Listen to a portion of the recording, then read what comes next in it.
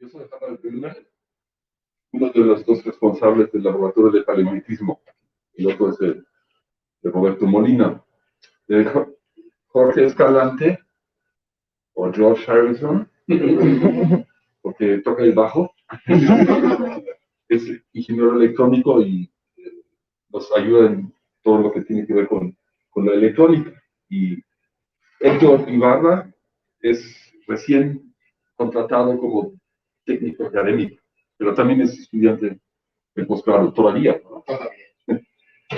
Y pues estamos aquí en la mitad del laboratorio de paleomagnetismo, porque la otra mitad está abajo en el sótano, y aquí estudiamos propiedades magnéticas de materiales, de rocas, por ejemplo, ¿no?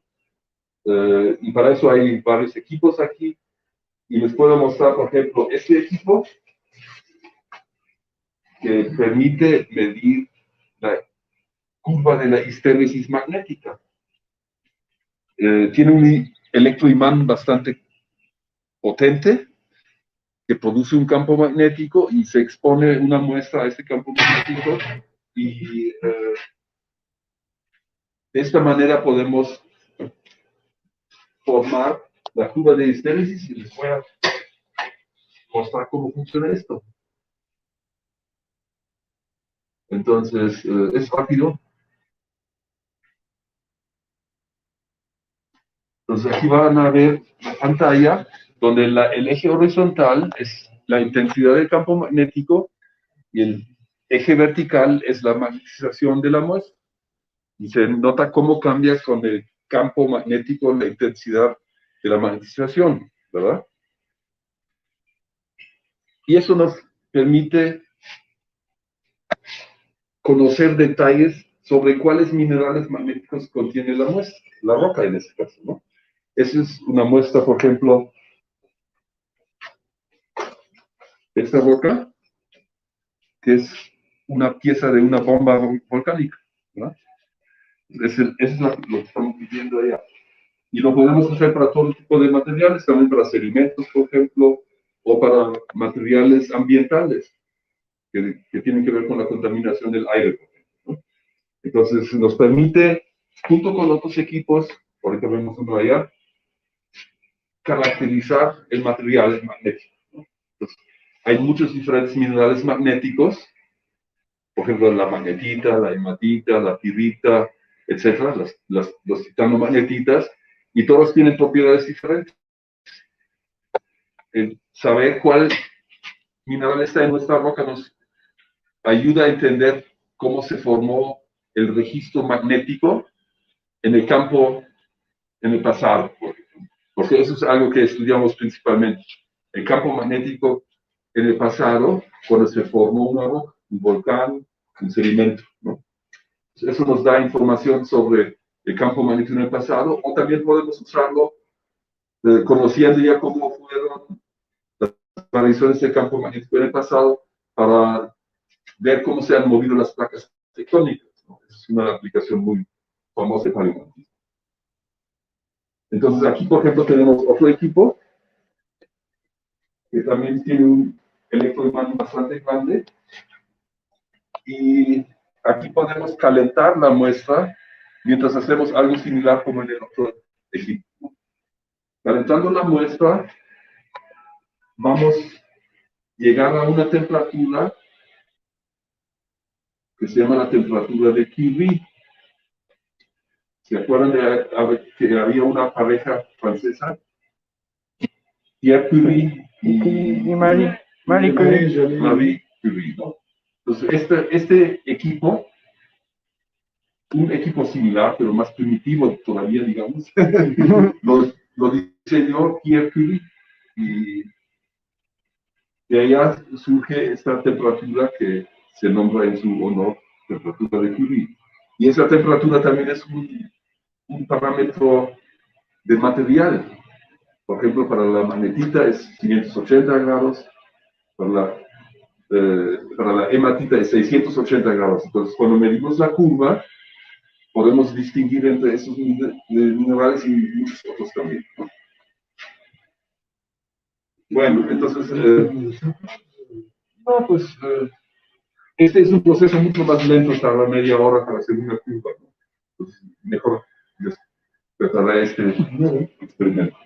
Podemos ver Y este aquí podemos ver un equipo de alta tecnología, porque mide 1,80 m por alto.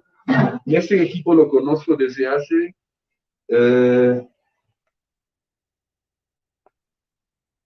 37 años. No, más, 47 años.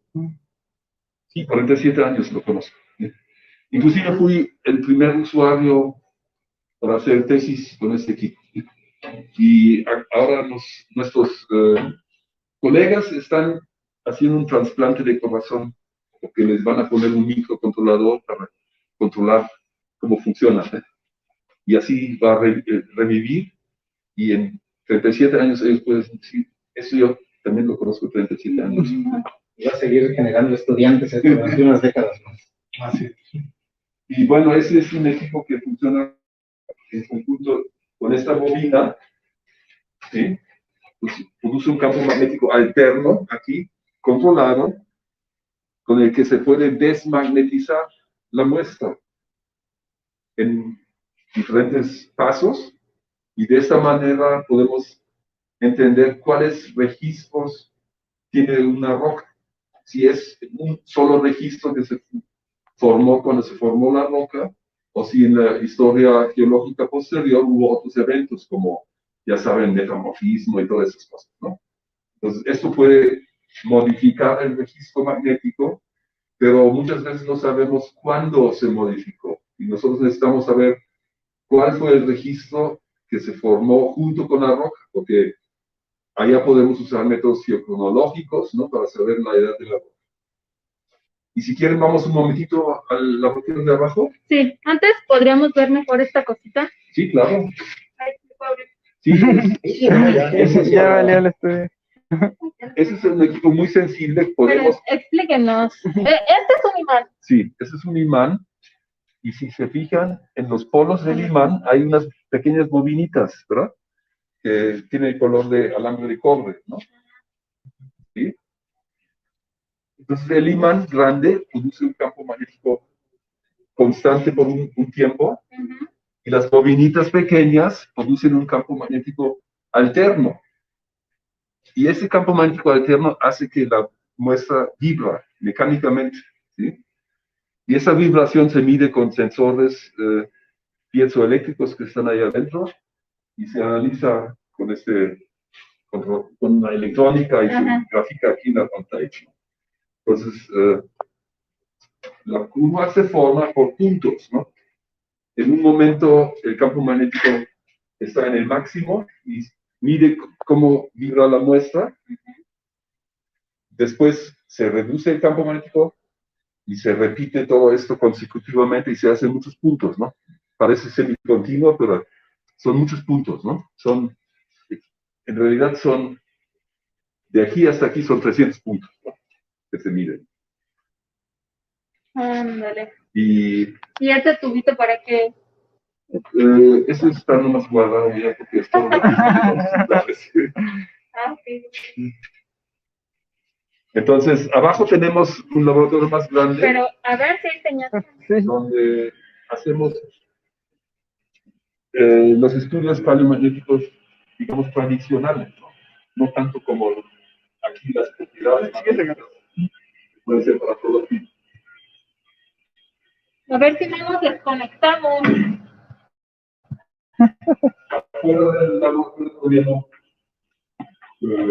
pero no sé cómo les incluye la señal del celular aquí, la historia.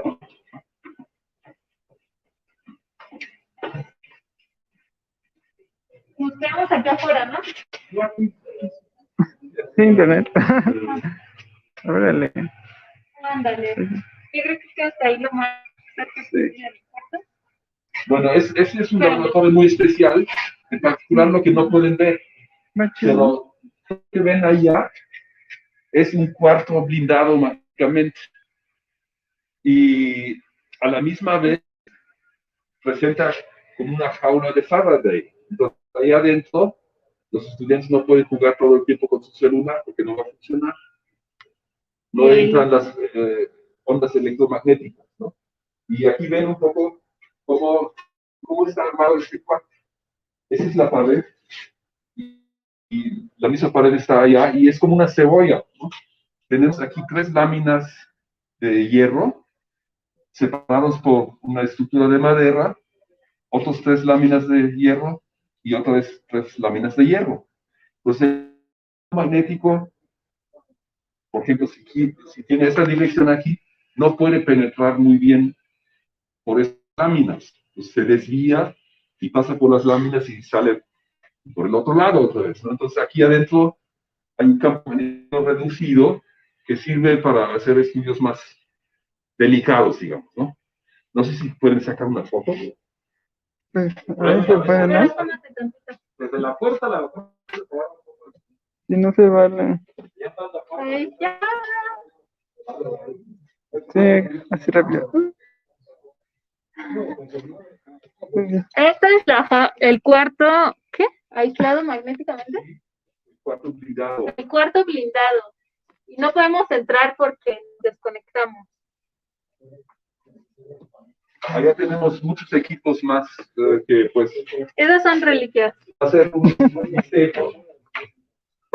Bueno, entonces, para estudiar una roca en el campo, pues necesitamos traer muestras, ¿no? Para eso sí usamos este taladro, ¿sí? Ándale. Se ve muy Órale. bien, ¿verdad?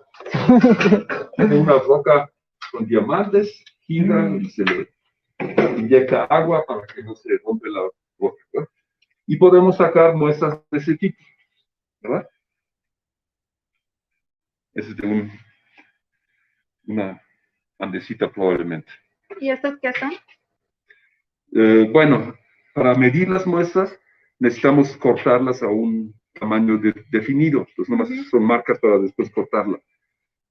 Entonces, esto se pueden imaginar que aquí tenemos una roca, ¿verdad? Se perfora y antes de quebrar este núcleo, lo orientamos con este orientador que tiene un inclinómetro, ¿verdad? Podemos medir cómo es la orientación vertical de la muestra y también tiene una brújula, ¿no? Entonces, ponemos esto encima del núcleo. Imagínense que todavía está el núcleo allá. Orientamos esto y tomamos los valores, ¿no? De la horizontal ahorita y de la brújula. Y ya sabemos en qué orientación estaba el núcleo cuando antes de que lo retiramos.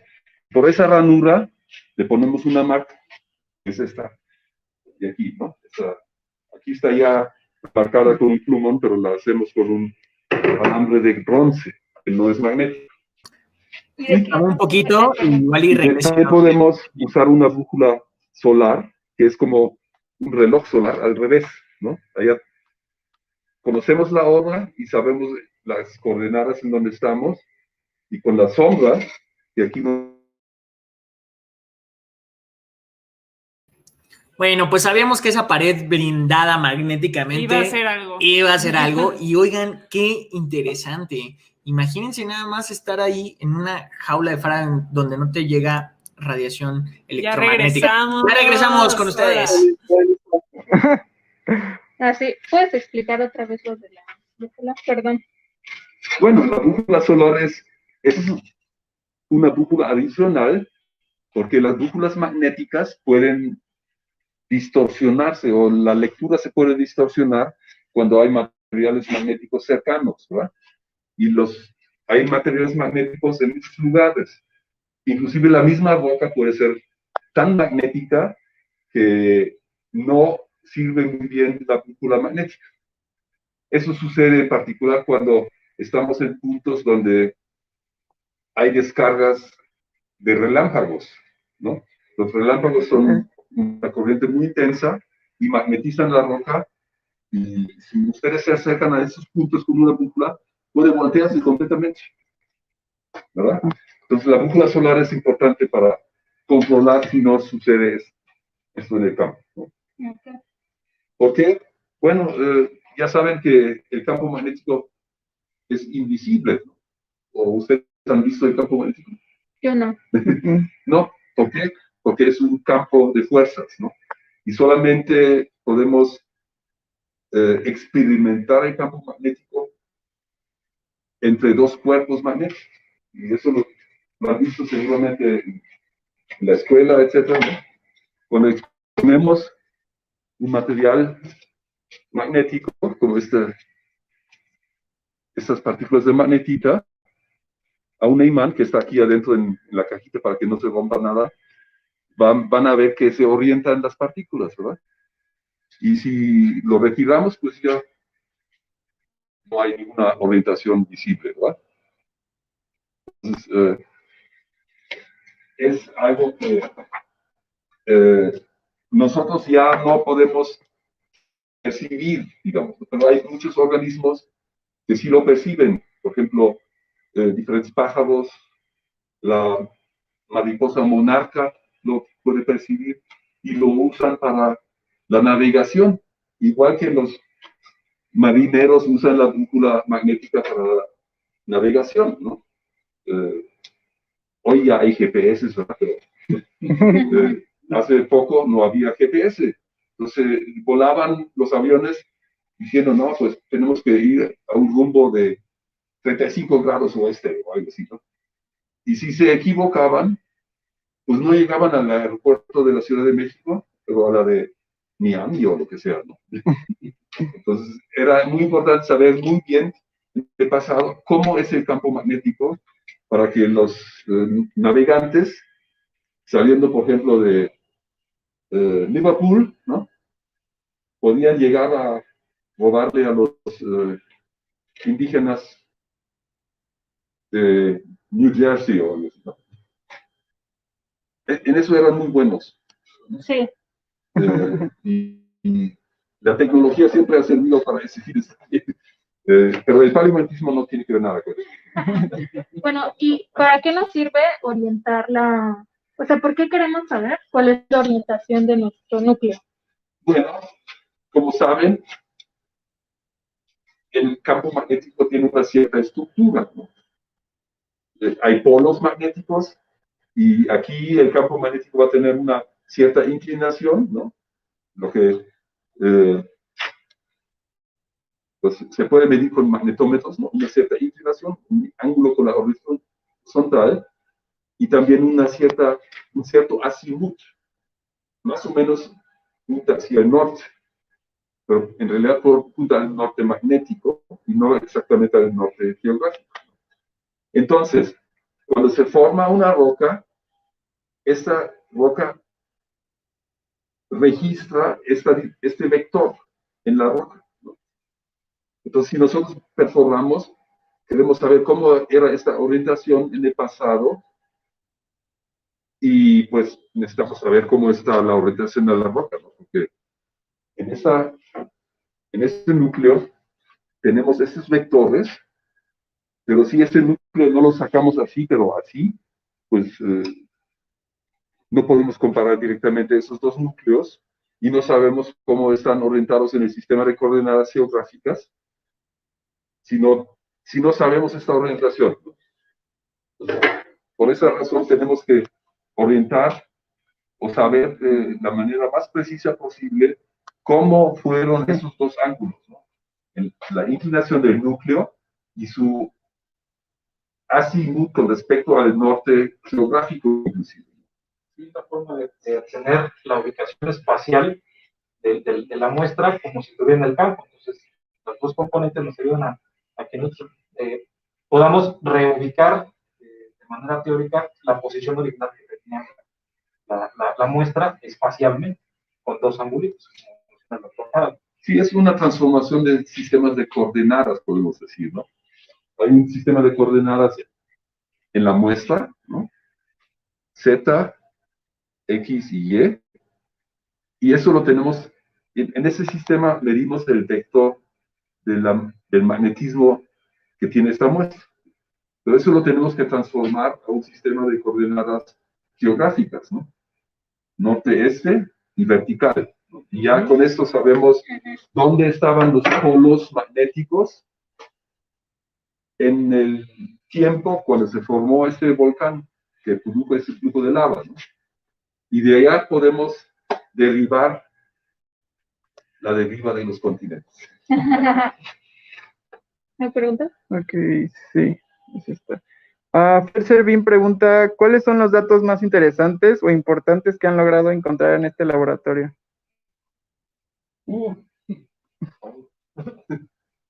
Necesitamos otras 5 horas, ¿no? Por ejemplo, una cosa importante que pudimos encontrar es una teoría sobre el desplazamiento de la Baja California. Sí, aquí está la Baja California, ¿no? Y aquí está el Golfo de California, y saben que Baja California se está separando de la placa de Norteamérica actualmente. Pero eso empezó hace 15 millones de años. Antes estaba pegada la Baja California a México. Pero todos los terrenos que tenemos en la orilla del Pacífico con Norteamérica son terrenos que se han movido con el tiempo. Entonces, unos colegas de Estados Unidos, en los años 70 y 80 del siglo pasado, pues en sus vacaciones estaban tomando muestras, etcétera, ¿no? Y propusieron que la Baja California en el Cretácico y Jurásico estaba por aquí, frente a Centroamérica, y que se movió hacia la posición antes de la apertura del Golfo en algún momento. Entonces nosotros pudimos demostrar que esa hipótesis era falsa. Se debía a que las muestras que se tomaron fueron de rocas que posteriormente a su formación se habían basculado, se habían movido por la tectónica, ¿no?, local. Y que solamente por mala suerte daban la impresión como que Baja California estaba mucho más al sur. Entonces nosotros hicimos estudios muy detallados con colegas del CICESE. Allá siempre trabajo con un amigo geólogo, que él se encarga, digamos, de la parte geológica y yo de la parte paleomagnética. Seleccionamos rocas desde aquí del bloque Los Cabos hasta arriba, al norte, casi ya bueno, les voy a decir en dónde, en el Valle de Guadalupe, donde se producen todos los buenos vinos mexicanos. Entonces, hasta allá tomamos muestras a lo largo de la Baja California para ver si esa hipótesis era correcta o no. Y pues sí, demostramos que no era correcta. Entonces, también se han hecho muchos estudios en la parte sur, en todos esos terrenos tectonoestratigráficos, para ver cuándo se amalgaron a la placa Norteamérica, ¿no? Eso es más complicado porque la geología es muy compleja y hay muchas deformaciones, metamorfosis, etcétera, que complican un poco este estudio. Y bueno, últimamente hemos trabajado mucho en las rocas volcánicas del Holoceno para dos razones. Una, para establecer con mucho mejor precisión que antes cómo ha cambiado el campo magnético con el tiempo. Este cambio se llama variación secular, porque son cambios que suceden a lo largo de cientos de años, ¿verdad? Seculum viene de latín, es un centenar, un seculum, ¿no? Entonces, esto se está haciendo en todo el mundo para definir con mucha precisión esos cambios del campo magnético. ¿Para qué se necesita esto? Se necesita este conocimiento para saber cómo se origina el campo magnético. ¿Dónde se origina? Allá, a unos 3.000 kilómetros más o menos, en el núcleo exterior de la Tierra. Entonces hay modelos muy complicados para ver cómo las convecciones que ocurren en esta parte del interior de la Tierra pueden generar el campo magnético. Y se tienen que corroborar esos modelos, obviamente, con datos reales, ¿no? Por el otro lado, ya sabemos más o menos bien cómo ha cambiado el campo magnético y lo queremos refinar todavía más, ¿no?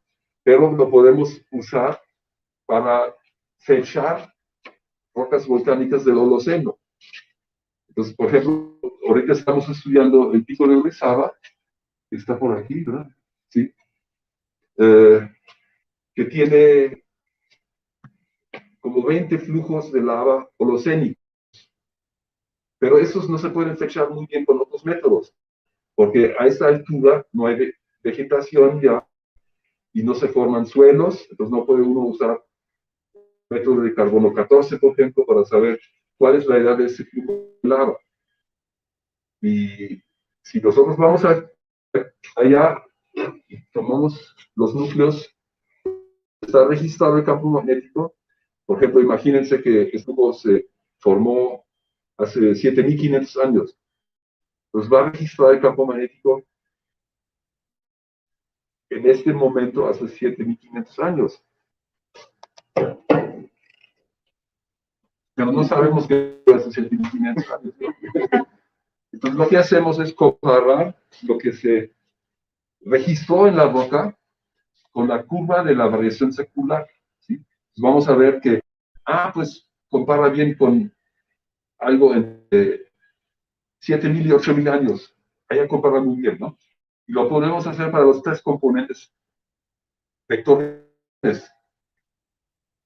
La declinación, la inclinación, bueno, esos son datos polares, y intensidad. Y comparando todos esos componentes entre el registro observado y las curvas de la secular, podemos determinar, pues, este flujo de agua se originó hace 7.500 más o menos 200 años. Muy similar a lo de otros métodos de fechamiento. Entonces, eso es algo que estamos haciendo hace tiempo y hemos hecho esto en zonas arqueológicas, por ejemplo, donde se ve que el vulcanismo tuvo un impacto muy importante sobre los pueblos antiguos. Tuvieron que migrar cuando se formaron esos volcanes y los arqueólogos decían, no, pues, ¿por qué se fueron? No, pues, en ese tiempo hubo una gran erupción volcánica, por eso se fueron.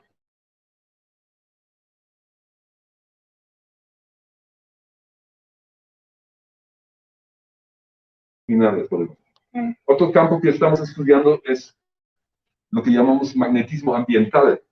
Entonces,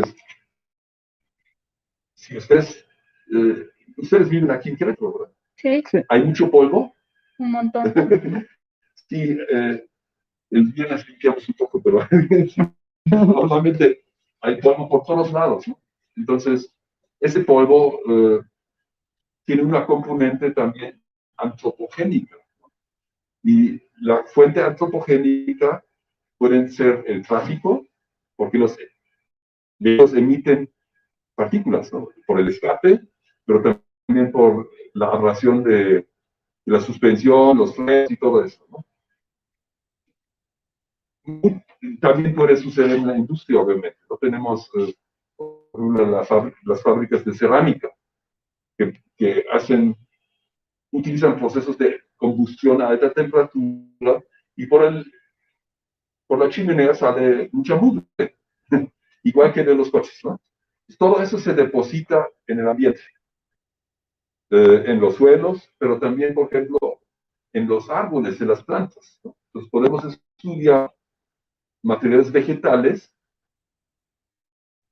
y ver qué relación hay entre las partículas magnéticas, que son óxidos de hierro en general, y otros metales pesados que son mucho más tóxicos, ¿verdad?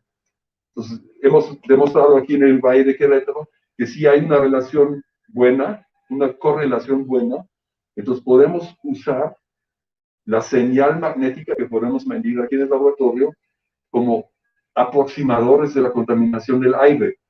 Y ya hemos hecho esto en los últimos casi 10 años y podemos correlacionar que claramente la contaminación del aire proviene principalmente del tráfico vehicular y en otras partes por la industria que también contamina. Entonces, esas son cosas también que se estudian y se usan los mismos equipos para la tectónica de placas o para el magnetismo ambiental. Eso es lo bonito. Ya tenemos todos los equipos, entonces los vamos a aplicar a donde hace sentido, ¿no? Eso de la contaminación del aire, por ejemplo, es algo que tiene un impacto social mucho más directo que si podemos determinar cómo se han movido las placas tectónicas, ¿verdad? Aunque también tiene implicaciones, ¿verdad? Pero para la población es mucho más importante saber si mi aire está contaminado o si mi placa tectónica se mueve, ¿verdad? Claro. Muchas gracias. Esas son las cosas que... Sí, tenemos otra pregunta de Emilio Gómez. ¿Por qué las rocas adquieren propiedades magnéticas? Bueno, las rocas contienen minerales magnéticos, ¿no? Entonces, los minerales magnéticos se forman en el magma, son magnetita principalmente, a veces hematita, titanomagnetita, etcétera, ¿no? Entonces, cualquier roca tiene estas propiedades magnéticas, pero a la hora de que se forma la roca, interactúa con el campo magnético de la Tierra. Entonces, eso es lo que les da un registro que podemos utilizar para esos diferentes fines, ¿no? Como para ver cómo se movieron las rocas o cómo, cuando se formó un volcán, etc. Muchas gracias. Entonces yo creo que ya ahora sí nos despedimos. Gracias por enseñarnos tu laboratorio. Gracias, Alex, que viniste después.